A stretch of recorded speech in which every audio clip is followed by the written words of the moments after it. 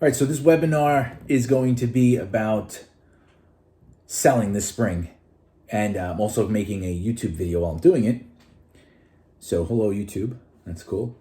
The slides are going to be basically covering this content, the overview. It's going to keep this about 30 minutes or less. We're going to be discussing phase 2 of New York and what that means to everybody.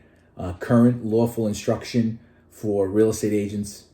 And I'm going to put in there some market information also regarding, like how many houses are going in contract. And it's just, statistic. It's good. It may surprise you. I don't know, but we'll go over the, what it looks like in comparison to, the years past. We're going to look at simple ways to prepare for selling. All right, includes, curb appeal, why it's so important now, and then, helping that buyer make that connection. And because they can't get in, they have to see it virtually. We're going to talk about, decluttering and a game plan as you decide to sell. Free downloads and technology. So I'm going to have some PDFs that you can follow along, including some lists that might help you out.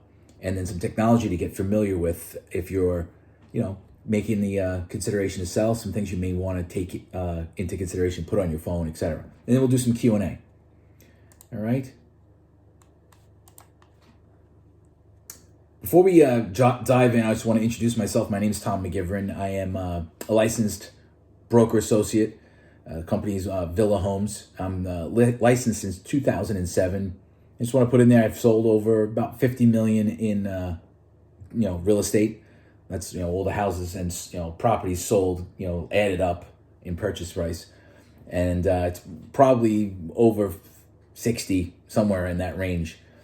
I've lived on the South Shore basically my whole life. I lived upstate for a while and in North Carolina, but now currently on the South Shore. And my main areas for service, I put in here all along the South Shore, Lindenhurst to Moriches, including the middle of the island, and then all the way into the North Shore. So Miller Place, Rocky Point, Mount Sinai, Port Jefferson, Wading River. I can help anybody sell or buy a house pretty much everywhere. I've sold houses in Greenport all the way to New Hyde Park. So I've basically covered the entire island, but my main areas are these areas. So with that, we can dive into the content. So the phases of opening. And there's a link here. It's the forward.ny.gov/ metrics guide reopening New York. Apparently, the governor's broken the reopening of businesses into 3 phases. Real estate is in phase 2. And so we're not currently open. However, we're going to get into what we can do and what we're able to do. Real estate is not closed. You can still buy and you can still sell. Each region is going to open businesses in phases with at least 2 weeks in between each phase. That's what we do know as of now. No phases of business are open in Suffolk County as of today, to my knowledge, in May 17th. And who knows, this plan could change again, but that's where we're at right now in terms of phases for opening.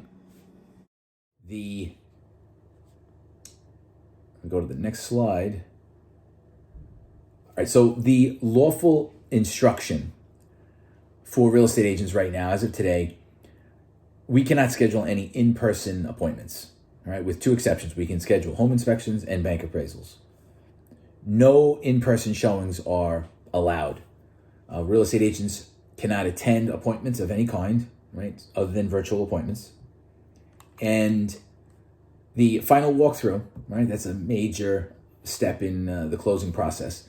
You're going to need to schedule that directly with the home seller, or vice versa, the home buyer, or have your attorney, the 2 attorneys will discuss it and make that happen.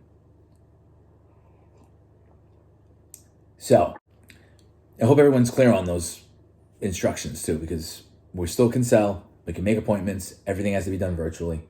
And, you can get a home inspection and a home appraisal if you're mortgaging, and your final walkthrough will be done, and coordinated through your attorney as of right now. So the homes that are going into contract, The number of homes contract in the last 30 days, these are residential houses, is 586.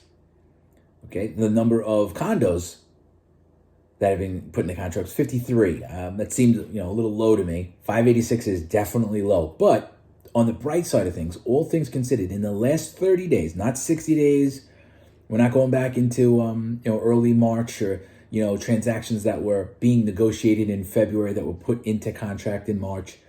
These are within 30 days, 586. This is within 30 days of maybe like 2 days ago when I pulled the stats. So May 15th, okay?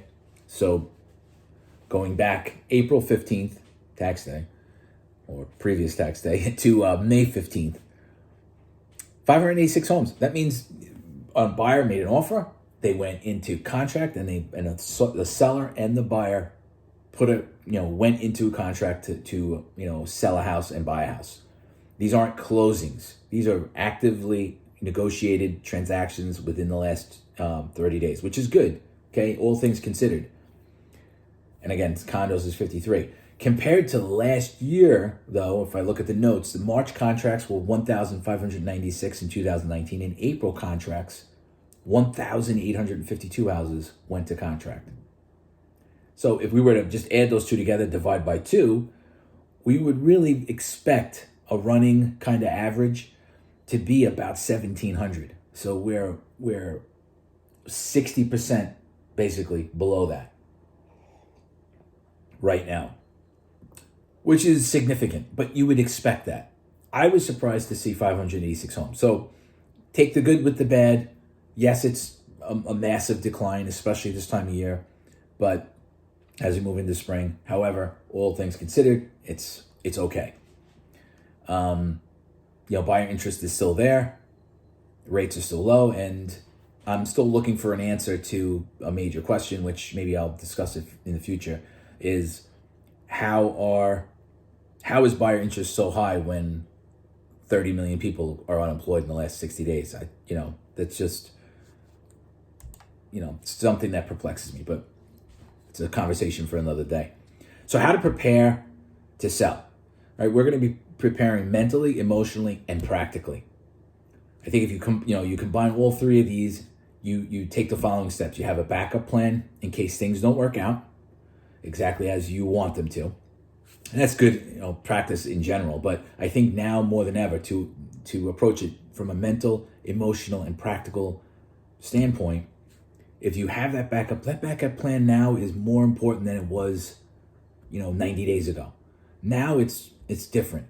You need to have backup plans to just lower your stress, lower the mental toll it might take on you. Just to prepare. I know what I'm doing, feel confident what you're doing, and we're approaching this practically.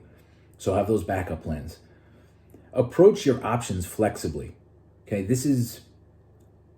it's major. It has a lot to do with your backup plan.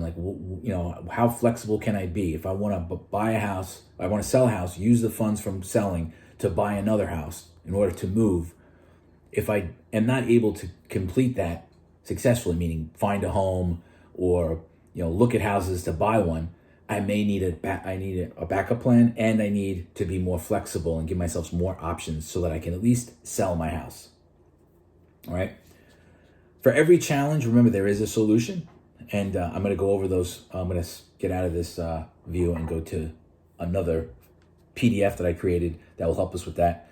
We're going to talk about improving curb appeal. I have a form. It's 7 ways for you to improve your curb appeal, and for under $100. Do all 7 of these things for literally under $100. And want to declutter and minimalize your spaces. So I'm going to talk about those last 2 before I jump over to the actual PDFs. Curb appeal. Why is it so important? I did another video on this on my YouTube channel. And it was basically that connection that the buyers need now more than ever because they can't get in to see your home. Driving by is going to become way more valuable than it was in the past.